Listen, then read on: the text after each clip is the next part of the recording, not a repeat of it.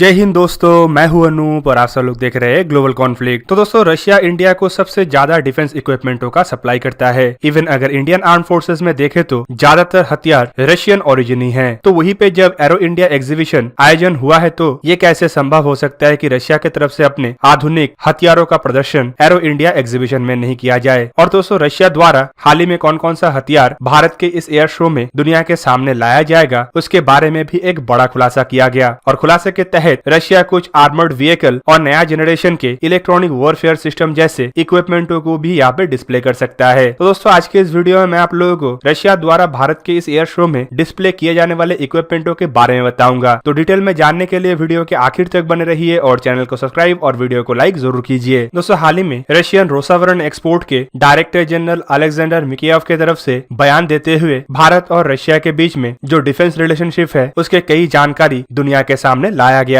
उनके बयान के मुताबिक इंडिया और रशिया बीते कई सालों से म्यूचुअल बेनिफिशियरी के साथ स्ट्रेटेजिक पार्टनरशिप को मेंटेन कर रहा है, जबकि दोनों देशों के बीच में मिलिट्री और टेक्निकल कोऑपरेशन साल दर साल बढ़ते जा रहा है। वहीं पे उन्होंने अपने बयान में यह भी बताया कि इंडिया रशिया के स्ट्रॉन्गेस्ट डिफेंस एलाइज में से है और दोनों देशों के बीच में कई सारे एरियाओं में कोऑपरेशन भी है। रशिया फिलहाल भारत के साथ एक साथ मिलकर 100 से भी अधिक क्षेत्र में रिसर्च का काम भी कर रहा है, जिनमें एविएशन और फ्यूचर के हाईटेक इंडस्ट्री के ग्राउंड वर्क जैसे प्रोजेक्ट भी शामिल है। और दोनों देशों के आर्म फोर्सेस के लिए काम किए जाने वाले क्षेत्र के अंदर भी बीते कई सालों का कोऑपरेशन है। उनके तरफ से बयान देते हुए ये भी कहा गया है कि इस साल एरो इंडिया 2021 के एयर एग्जीबिशन में रशिया के तरफ से रोसावरण एक्सपोर्ट, स्वावे, आल्माज एंटी जैसे कॉर्पोरेशन के तरफ से डेलीगेशन को भेजा जाएगा, जो कि रशिया के लीडिंग एयरक्राफ्ट, हेलीकॉप्टर और इंजन मैन्युफैक्चरिंग होल्डिंग है। इसके अलावा United aircraft corporation, Russian helicopters, United engine corporation जैसे ऑर्गेनाइजेशन भी अपने भागीदारी इस साल एरो इंडिया में दिखाएगा। रशिया की तरफ से इस साल 200 से भी अधिक मिलिट्री प्रोडक्टों का प्रदर्शन किया जाएगा, जिनमें 5th generation fighter aircraft Sukhoi Su-57 के एक स्केल मॉडल होने के साथ साथ सुपर मैन्यूवरेबल फाइटर सुखोई 35 का स्केल मॉडल, MiG-35D के ट्विन सीटेड वर्जन, जबकि इसके अलावा इल्यूजन 76 के आधुनिक वर्जन, Ilyushin 76 MD-90AE aerial refueller tanker, Ilyushin 78 MK-90A light multipurpose helicopter, KA-2260 anti aircraft missile gun system, Pantsir S1 जैसे इक्विपमेंट भी शामिल रहेगा। इसके अलावा हाल ही में रोसावरण एक्सपोर्ट की तरफ से खुलासा करते हुए ये भी बताया गया है कि कंपनी द्वारा टाइफून K-63968 और टाइफून K-53949 जैसे माइन प्रोटेक्टिंग व्हीकल और फील्ड एम्बुलेंस लिंजा का भी प्रदर्शन किया जाएगा।